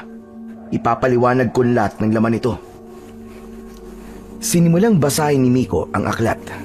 Tahimik na nakikinig lang si Makoy at Andoy. Sinubukan itong unawain ng dalawa. Ngunit hindi nila ito talagang maunawaan. Oh, ba't naman ganyan ang mga mukha nyo? Pambira naman kasi ang binabasa mo eh. Parang sinaunang tao yung salita eh. Hindi ko maintindihan. O siya, sasabihin ko na kung anong ibig sabihin ng binasa ko. Ipinaliwanag nga sa kanila ni Miko ang kahulugan ng bawat salita. Doon, unti-unting nagliwanag ang muka ng dalawa. Pagkatapos sa orasyon, ay ininsayo naman nila ang paghawak ng kanilang mga sandata. Ibinigay na ni Miko kay Makoy ang pinakapaboritong punyal ng kanyang ama, samantalang kay Andoy ay latigo. Halos araw-araw silang nag-iensayo. Seryoso silang tatlo sa kanilang ginagawa. Mabilis na lumipas ang mga araw. Matapos ang huling ensayo nila, doon inilahad ni Makoy ang plano kung paano nila mapapatumba ang pinuno ng mga aswang. Sigurado ka bang gagana ang planong yun? Oo, gagana to. Lahat tayo ay makakapunta sa teritoryo nila nang walang nakakapansin. Hindi nila alam na kambal ka. Lalansiin natin sila. Sige, payag ako. O sige, kung talagang sang-ayon ka na sa plano ko, mabuti pa magpagupit ka na. Para naman maging magkamukha na tayo. Uy, akong bahala dyan. Expert ako dyan eh. Nagtawanan silang tatlo. Agad nilang inayos ang buhok ni Miko. Tinabas, pinantay, at ginaya mismo ang estilo ng buhok ni Makoy. Nang matapos, halos hindi mo na sila maipagkakaila kung sino ang sino. Para silang salamin ng isa't isa. Mabilis na lumipas ang mga araw. Sumapit na ang unang bahagi ng bilog na buwan.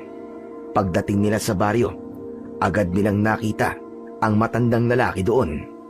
Nag-aabang sa kanilang pagdating. Nakangiti si Andoy, hawak-hawak ang bag na may lamang mga kagamitang panlaban. Si Miko at Makoy naman ay tahimik lang. Seryoso ang mga muka. Ang matanda, nakasuot ng itim na balabal at may dalang pana at mga palaso. Ayan, kumpleto na tayo. Makoy, oras na. Sabihin mo na ang plano. Humakbang si Makoy sa gitna at nagsalita. Ganito ang gagawin natin. Hindi nila alam na kambal kami ni Miko. Kaya gagamitin natin yon sa ating kalamangan. Ako magpapakita. Magpapanggap akong si Miko. Hindi sila mag-aalangan o makakaramdam ng panganib dahil alam nilang wala silang dapat katakutan sa kapatid ko. Aray ko naman, ang sakit nun ah. Pero ayos lang, tol. Tanggap ko naman yun eh. Pero hindi lang ako ganun ah. Patutunayan ko sa kanila ngayong gabi na hindi ako mahina. Tama yan, tol. Pero dapat maghintay kayo ng hudyat ko. Ako muna ang unang lalaban sa kanila. Kapag sumenyas ako, saka kayo papasok. Papatayin natin silang lahat. Wala tayong ititira. Kung yan ang plano nyo, sige, sang-ayon ako. Ay, sa wakas, heto na. Nakakakaba, pero nakaka-excite to. Sige, mauna na ako. Tumingin si Miko sa kakambal niya, saka tumango. Mag-iingat ka, tol.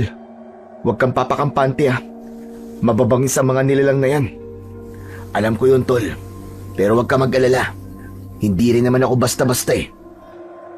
Pagkatapos nun, naunang lumusong sa ilog si Makoy. Lumangoy siya, patungo sa kabilang pampang.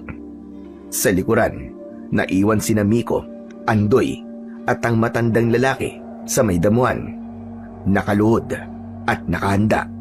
Hawak-hawak ang kanilang mga sandata at nakatutok ang paningin sa kinaroroonan ng kasama.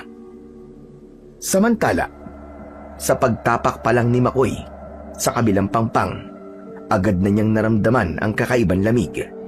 Maliwanag na maliwanag ang paligid dahil sa ilaw ng bilog na buwan. Nagsimula siyang maglakad sa tabing ilog. Biglang may malakas na ihip ng hangin ang dumaan sa itaas niya. Hindi niya ito tinignan. Patay mali lang siya, pero alam niyang may nakasunod sa kanya. Nagsisimula na ang mga nilalang na palibutan sila. At sa isang iglap, nagsulputan na nga ang mga gutom na nilalang. Ang mga mata nila ay mapupula. Meron silang matatalas na mga kuko at ang iba ay may sungay pa at may balat na parang balat ng paniki. Hindi siya gumalaw. lumapit ang isang mas malaki sa kanila, ang pinuno. Sinasabi ko na nga ba? At muli tayo magkikita, binata. Pero hindi ko inaasang ikaw mismo ang lalapit dito. Maganda pala dito sa lugar mo. Kaya lang, mabaho, saka masyadong masukal. Anong sabi mo? Binabastos mo ba ang lugar namin? Nagsasabi lang naman ako ng totoo eh. Tumawa ang pinuno. Malalim, malagim. Kasunod nun ay nagtawanan na rin ang iba pang mga aswang. Ngunit pinahinto sila ng pinuno nila nang makita niyang di nagbabago ang ekspresyon sa mukha ng binata. Hindi nito nakita ang mukha nito dati na puno ng takot. Napatitig tuloy rito ang pinuno at nagtaka sa ikinikilos ng binatang nasa harap niya. Patayin niyo na siya! Agad na kumilos ang mga aswang. Lumapit sila kay Makoy, ngunit hindi nila inaasahan ang sumunod na nangyari. Biglang may inilabas ito sa kanyang leeg. Maliwanag ito at nakakasilaw. Halos hindi nila matignan si Makoy. Nang humupa ang liwanag ng mutya, napatitig muli sa kanya ang pinuno ng mga aswang. Mukhang nag-ensayo ka ng mabuti at mukhang may bisa na ngayon ang mutya. Kung sana ginamit mo na yan nun, hindi sana buhay pa ang tatay mo. Hindi pa naman huli ang lahat eh, para magamit ko to sa laban sa inyo. Ano sabi mo? Pues, ibibigay ko sa iyo ang hiling mo. Mga kasama, patayin ang kutong lupa na to. Ngayon na! Biglang sumugod ang tatlong aswang. Mabilis at sabay-sabay. Nakausli ang mga habang kuko. Handang sumagpang. Pero hindi natinag si Makoy. Sa isang iglap, hinugot niya ang punyal ng kanyang ama. Mabilis niyang nahiwa ang leeg ng unang aswang. Tumalsik ang kulay itim at malansang dugo.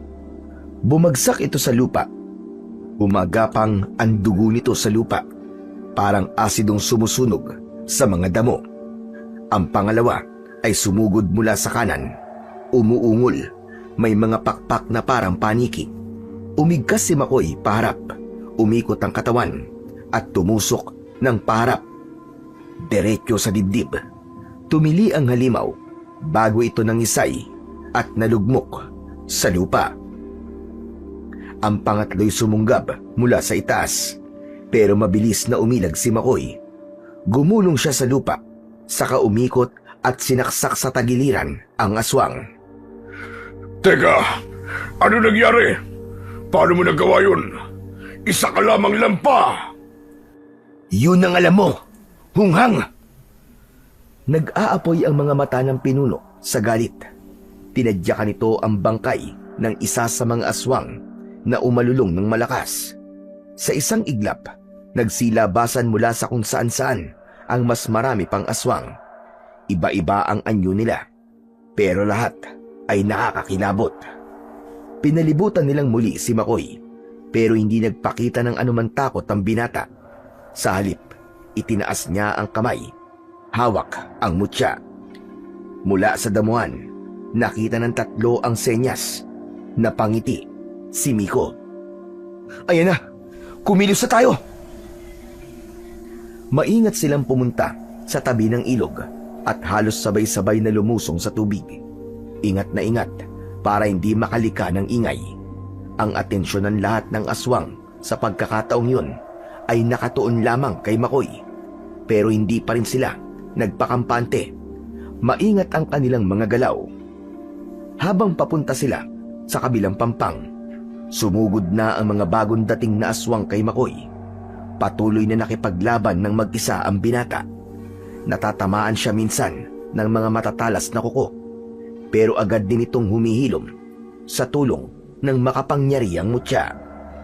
Isang aswang ang papasugod sa kanya mula sa likod, pero bago ito makalapit kay Makoy, tumama ang isang palaso direkta sa ulo nito. Napalingon si Makoy. Nakita niya ang matandang lalaki na may hawak na pana. Nanlaki ang mga mata ng pinuno ng mga aswang nang makita ang mga bagong dating nakakampi ni Makoy. Pero ang tingin nito mas nakatuon sa matandang lalaki. Mas lalo itong nagalit, mas lalong naulol sa kanyang mga nakita. Nakilala niya kasi ang matandang lalaki. Samantala si Andoy ay tumalon mula sa puno at tinadyakan ng isang aswang sa batok. Nang bumagsak ito ng pasadsad sa lupa, agad niya itong pinagpapalo ng latigong gawa sa buntot ng pagi. Nagsimula na ang tunay na gera. Sa bayang nagpakita ng kani-kanilang galing ang apat. Walang atrasan. Laban kun laban. Sa gitna ng kaguluhan, natigilan ang pinuno. Hindi niya inasahan ang nangyayari. Ang inakala niyang madaling patayin na lalaki ay ang siyang umuubos sa kanilang lahi. Hindi! Hindi pwede to! Hindi pwede! Umatras siya, pero agad itong napansin ni Makoy. Itinaas niya ang mutya ng sinukuan at saka inusal ang orasyon. Nanginig sa takot ang pinuno ng mga aswang nang makita niyang unti-unting lumiwanag ang mutyang hawak ng binata. Nagmistulang apoy ang liwanag nito. Para to sa lahat ng mga pinaslang nyo. Pagbabayaran mo ang lahat. Demonyo ka! Ang liwanag ay gumapang na parang ugat ng isang punong kahoy. Sumabog ito doon, mismo sa kinatatayuan ng pinuno ng mga aswang. Ang balat ng aswang na dating parang matigas na kahoy ay unti-unting nagsimulang magbitak-bitak. Parang nagkaroon ng malalalim na sugat. Nagmistula ding umusok ang kanyang balat na tila sinusunog mula sa loob. Hindi maaari! Anong ginagawa mo? Tigilan mo to! Ngunit hindi siya pinakinggan ni Makoy. Tumingin siya sa langit at sa muling pag-usal ng orasyon ay parang may bumabang liwanag mula sa itaas ng kalangitan. Sinalubong ito ng liwanag ng mutya. Ang katawan ng pinuno ay nagsimulang mabalot ng sinag. Pumuti ang kanyang mga mata. Napasigaw siya. Sigaw na punong-puno ng galit, takot at sakit. Tama na! Tama na! Suko na ako! Suko ka na! Wala na! Huli na para magsisik ang hayop ka! Ito na ang panahon para pagbayaran mo lahat ng kademonyohan mo! Dahan-dahang itinaas ng matanda ang kanyang kamay habang hawak ang pana. Kasunod nito, inilabas niya ang isang palaso at nilagay sa pana. Ngunit bago niya ito pakawalan, tumingin muna siya sa kambal. Sige po, sa inyo na po namin ibibigay ang karapatang to. Kayo na po ang tumapos sa kanya. Hindi! Hindi ito maaari! Huwag! Itinutok ng matanda ang pana at sa isang iglap, pinakawalan niya ang palaso. Diretsong tumama ito sa dibdib ng aswang, tagos sa puso hanggang sa likod. Isang nakakabinging hiyaw ang lumabas sa halimaw. Tapos na! Tapos na! Ang paghahari-harian mo! Nang bumagsak ang pinuno ng mga aswang, agad na nagkalat ang natitirang mga halimaw sa takot. Ngunit hindi sila pinatawad ni Makoy, Miko, Andoy at ng matandang lalaki. Isa-isa nilang tinapos sa mga ito. Wala silang pinatawad ni isa. Walang sinanto. Lahat ay nilipol. Nang matapos ang laban, saktong sumikat ang araw. Muling bumalik ang tatlo sa baryo matapos magpaalam sa matandang lalaki. Naging mainit ang pagsalubong sa kanila ng mga tao. Nagtaka ang kambal kung paano nalaman ng mga ito ang kanilang naging misyon. Napakamot sa ulo si Andoy. Inamin itong may mga napagsabihan siya tungkol sa kanilang misyon. Pinatawad naman siya ng kambal, ngunit pinagsabihan na sa susunod ay kailangang maging maingat dahil hindi lahat ay dapat na pagkatiwalaan. Tumango naman si Andoy, sabay ngiti. Samantala, sa paglipas ng mga araw, nagkaroon ng malaking pagbabago, lalo na sa mga baryo na nasa paligid ng Ilog Darawit. Dahil ligtas na ang paligid, muling nabuhay ang mga baryo, maging ang dating lupain ng mga aswang ay tinirahan na rin ng mga tao. At sina Makoy at Miko, nakilala sila sa kanika nilang larangan.